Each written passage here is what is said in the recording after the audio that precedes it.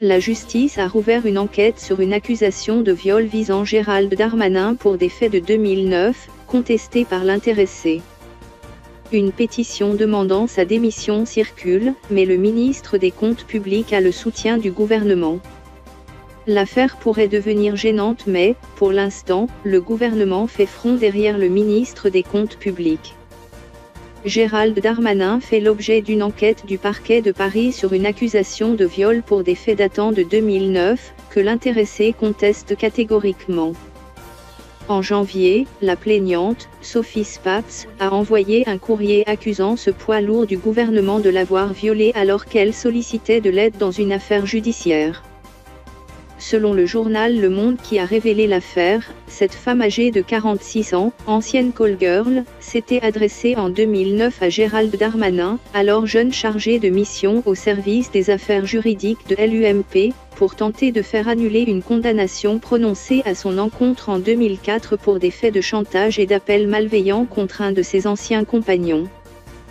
D'après le quotidien, Gérald Darmanin lui aurait fait miroiter son appui auprès de la chancellerie en échange de faveurs sexuelles. Une première enquête avait été classée sans suite en juillet dernier car la plaignante, qui avait déposé sa plainte peu de temps après l'entrée de Gérald Darmanin au gouvernement pour des faits remontant à 2009, n'avait pas répondu aux convocations des enquêteurs, a-t-on indiqué de même source. Darmanin a toute la confiance de Matignon dès l'annonce de la réouverture de l'enquête. Samedi, Matignon a fait savoir que le ministre conservait toute la confiance d'Édouard Philippe. Le Premier ministre a rappelé que les règles de maintien au gouvernement sont connues. Par cette déclaration, il a donné le la à son équipe.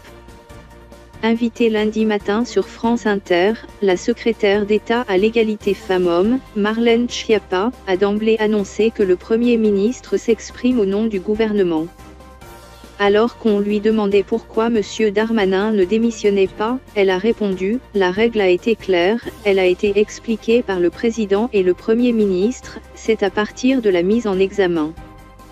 Sinon ça veut dire que vous pouvez décider de déposer plainte contre tous les membres du gouvernement dès demain et tous les membres du gouvernement vont devoir démissionner. » Si Gérald Darmanin était mis en examen pour viol, bien évidemment il devrait quitter le gouvernement, a-t-elle précisé tout en appelant à la sérénité et à laisser la justice travailler. Même son de cloche du côté de la justice. Invité dimanche du grand jury RTL, LCI, Le Figaro, la garde des Sceaux Nicole Belloubet a vanté la transparence de son collègue. Elle a dépeint Gérald Darmanin comme un collègue très clair et rigoureux et très attentif quand il y a des éléments à partager.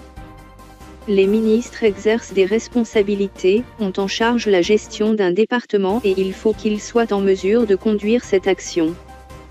Et donc, on ne peut pas impunément les mettre en accusation pour des raisons qui ne soient pas claires, a-t-elle aussi fait valoir. Pétition pour demander sa démission. Les féministes ne l'entendent pas de cette oreille. Dimanche, elles ont lancé une pétition en ligne demandant au Premier ministre de mettre fin aux fonctions de Gérald Darmanin.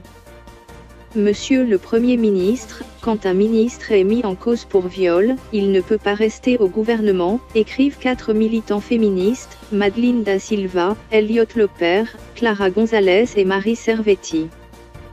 Ils font valoir que Richard Ferrand, François Bayrou, Marielle de Sarney et Sylvie Goulard ont été immédiatement poussés vers la sortie lorsqu'ils ont été soupçonnés, pour le premier, de favoritisme dans une affaire immobilière, et pour les 3 autres, d'avoir eu des emplois fictifs au Modem.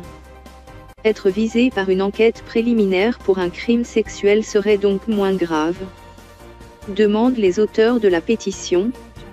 La pétition avait recueilli plus de 2500 signatures lundi en fin de matinée.